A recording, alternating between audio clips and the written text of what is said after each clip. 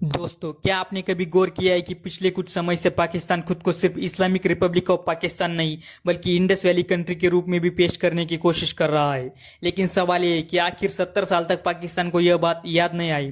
अब अचानक सिंधु घाटी सभ्यता की याद क्यों आ गई? क्या यह सिर्फ पर्यटन बढ़ाने की कोशिश है या इसके पीछे भारत के खिलाफ एक बड़ी रणनीति छिपी है? आज हम आसान भाषा में समझेंगे कि आखिर पाकिस्तान ऐसा क्यों कर रहा है और भारत के लिए इसका क्या मतलब हो सकता है। करीब 5000 साल पहले दुनिया की सबसे विकसित सभ्यताओं में से एक सिंधु घाटी सभ्यता थी। हड़प्पा, मोहनजोदड़ो, धोलावीरा, राखीगढ़ी जैसे शहर उस समय योजनाबद्ध सड़कें, जल निकासी और व्यापार के लिए प्रसिद्ध थे। आज इन स्थलों का बड़ा हिस्सा भारत और पाकिस्तान दोनों देशों में मौजूद है। भारत में धोलावीरा और राखीगढ़ी जैसे महत्वपूर्ण स्थल है, जबकि पाकिस्तान में हड़प्पा और मोहनजोदड़ो स्थित है। इसलिए सिंधु घाटी सभ्यता केवल किसी एक आधुनिक देश की विरासत नहीं मानी जाती। अब सवाल यह है कि पाकिस्तान खुद को सिंधु घाटी देश के रूप में दिखाने की कोशिश क्यों कर रहा है? विश्लेषकों के अनुसार इसके पीछे कई कारण हो सकते हैं।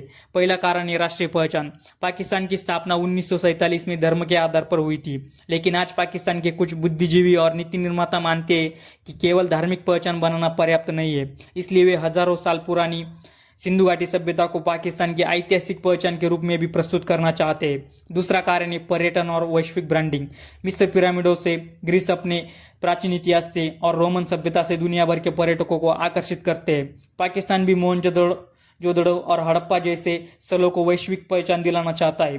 तीसरा कारण है जिसके बारे में कई भारतीय विश्लेषक चर्चा करते हैं, वह है सांस्कृतिक नैरेटिव। उनका मानना है कि पाकिस्तान अपनी पहचान को लेकर इस्लामी राष्ट्र तक सीमित न रखकर एक प्राचीन सभ्यता का उत्तराधिकारी भी दिखाना चाहता है, लेकिन भारत इस पूरे विषय को अलग नजरिए से देखता है।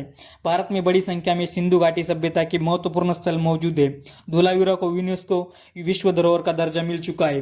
राखीगढ़ी को भी इस सभ्यता के सबसे बड़े स्थलों में गिना जाता है। भारत का कहना है कि सिंधु घाटी सभ्यता पूरे भारतीय उपमहाद्वीप की साझा विरासत है।